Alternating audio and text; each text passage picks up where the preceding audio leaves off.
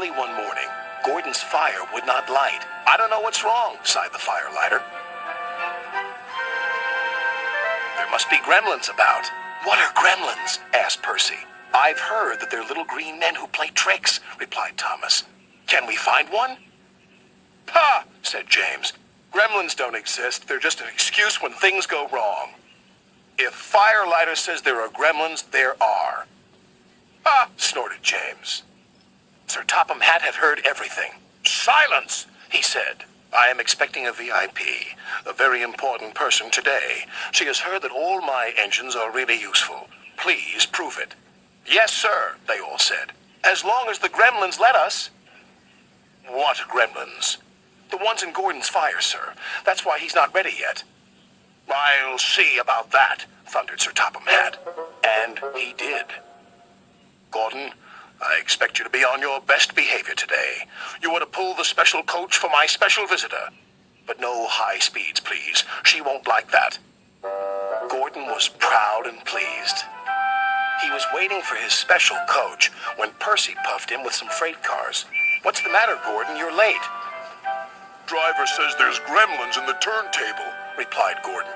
"They must be everywhere," squeaked Percy. At last the turntable was mended, and Gordon puffed away with the special coach. He was soon working hard to make up for lost time. After he arrived at the station, Sir Topham Hatt became concerned. "Where's Thomas?" he wondered. "He's supposed to be bringing my visitor from the docks." "Huh," huffed Gordon. "Thomas isn't really useful if he's late." But it wasn't long before Thomas arrived. "I'm sorry. A cow strayed on the line and we had to wait for the farmer to take her away. The driver says your visitor is here safe and sound." "Indeed she is," smiled Sir Topham Hatt. "How nice to see you." "Who is it?" whispered Percy. "I don't know," replied Thomas. "But Sir Topham Hatt is certainly keen to please her. He's arranged a special party for her." "She's got a dog as well," said Percy. "Well, come on, Thomas," said the driver. "You need a drink." "Pa," puffed Gordon. "Thomas is just a lazy little engine. Sir Topham Hatt is expecting me to arrive on time. We're late because of Thomas." Gordon's driver decided to make up for lost time. Then there was trouble. "I think we better slow down. This is an old line and could make things uncomfortable for the VIP." And it did. She was taking a bath and the water was slopping all over the place. "Oh!" she cried.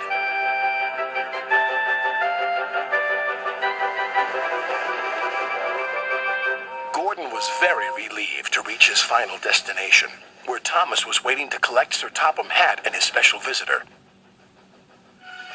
He blew an extra long whistle. This frightened the visitor's dog so much that he fled from the station and ran into a field where a bull was grazing. The bull frightened the little dog even more.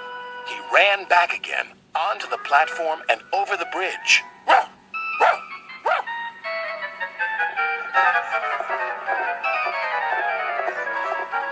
He didn't stop until he jumped straight into Thomas's cab.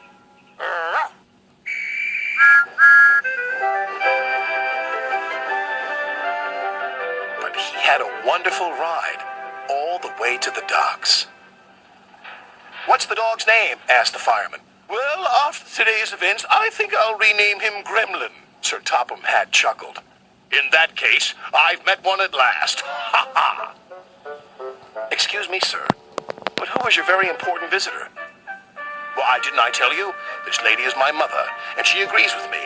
You are indeed really useful engines, and my mother, of course, is always right.